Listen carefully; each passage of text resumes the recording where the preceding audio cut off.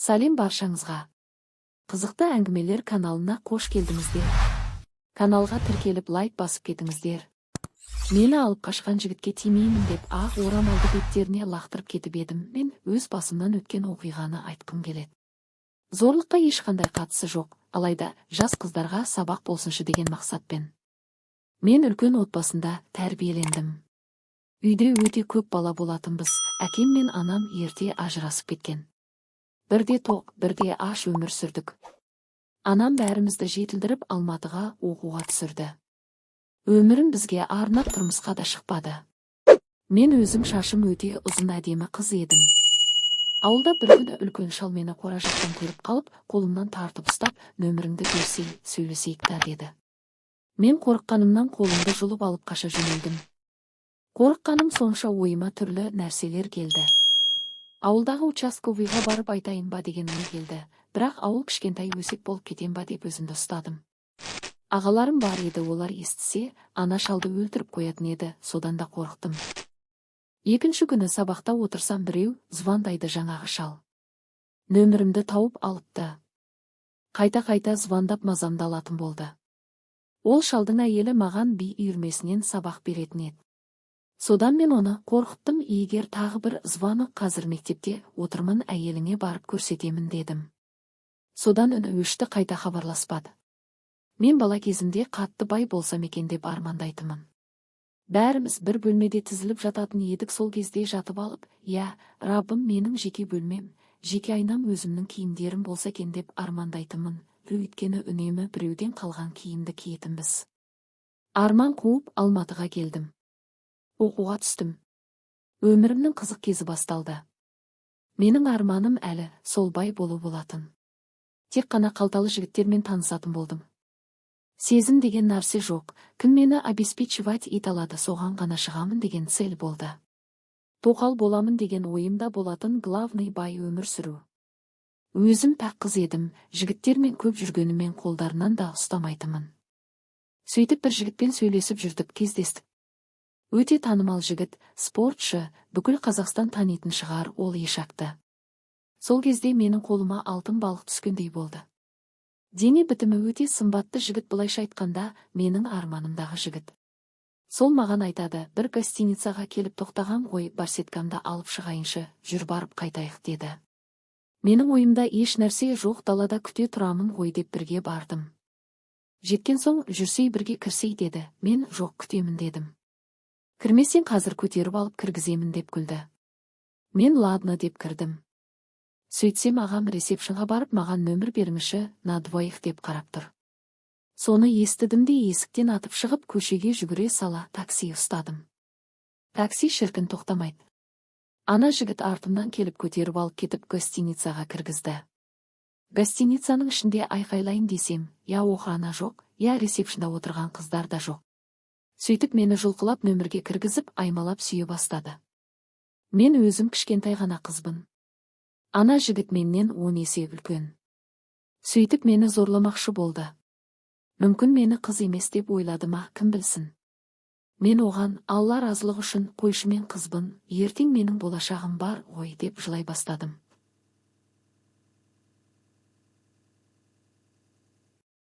Ол қойғандай болды да. Мен сені аламын дей бастады. Сөйтіп не керек, шетте тұрған светильникті алдымда лақтырып келіп қалдым. Ол да шулынды ма, мені бір ұрып ұшырып түсірді. Мен жылап сықтап қаша жөнелдім, сөйтіп құтылдым. Жабулы қазан жабулы күйінде қалды. Кейін кездесейік, кешірім сұрайын деп едім деп жазды, мен оны одан кейін көрмедім. Қазір телевизордан көрсем, альхамдулия деп жүрген адамның бірі. Менен басқа қанша қызды қинады екен деп ойлаймын. Содан арада айлар өте берді. Бір жігітпен таныстым, өте салмақты, бай, қуатты жігіт. Өте иманды, даже қолымнан ұстамайтын. Бірақ Алла кешірсін, түрі сүйкімсіздеу етін, мен өзімше тәкаппарлыққа салып оны менсінбейтінмін. Бір жерге барсақ ұялатынмын, тез кетсек екен деп отыратын едім. Бір күні маған айтады, түсімде түс көрдім сені, біреу алып қашып кетіпті дейді. Мен оған ерегісіп алып қашса, не болыпты, қала саламын дедім. Кейін маған тұрмысқа шық деген әңгімелері басталды, мен айттым, шешеме көмектесуім керек, үй әперу арманым. Үйдегілердің жағдайын жасаймын, өзімнің жағдайымды жасаймын, оқимын. Әлі оқуымды да бітірмедім деп сылтау бастадым.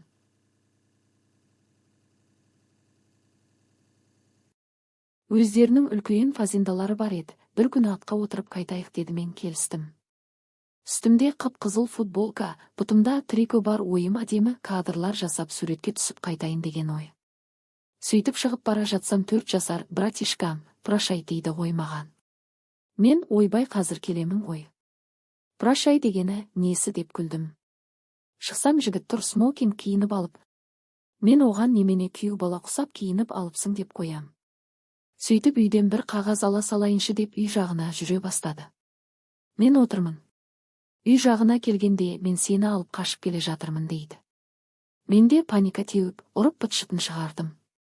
Үйде бәрі күтіп отыр сені деп газды баса берді. Сол кезде тура соның үй жағында менттер тұр екен, мен жалынсам да келмеді ғой. Көріп тұрып бақытты болыңдар деп шығарып салды. Мен сол кезде айттым, Аллахтың атымен ант етемін, мен қалмаймын дедім. Сөйтіп Кинабай келді. Үйіне барсам кәдімгідей құдалыққа дайындалған, шашулар, тамада кемпірлер орамал жауып жатыр. Мен шықпаймын деп әлек. Орамалдарын өздеріне лақтыра бастадым. Бір кезде анасы келіп, қызым, қой, тәрбие көрген қыз екенсің, ұят болады деп көндіре бастады. Сөйтіп машинадан шығарып алып жатты.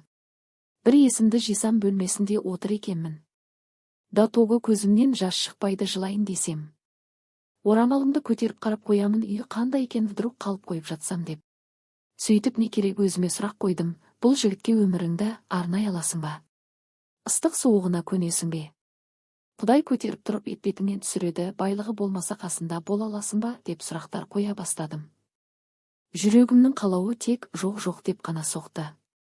Жігітті мүлдем үстімнен алтын құйса да сүйе алмайтынымды түсіндім. Мен сөйтіп кетемін дедім. Әке шешен келіп алып кетсін деді. Шешем батыста, ол келе алмайды, кім келеді деп менің миым қатты. Сөйтіп Алматыдағы барлық бауырларымды шақырдым, келіп алып кетіңдер деп. Олар келді, олар келе салып маған, қала салсай, жаман жер емес, армандаушы едің ғой осындай өмірді деп жүр. Мен кетем деп.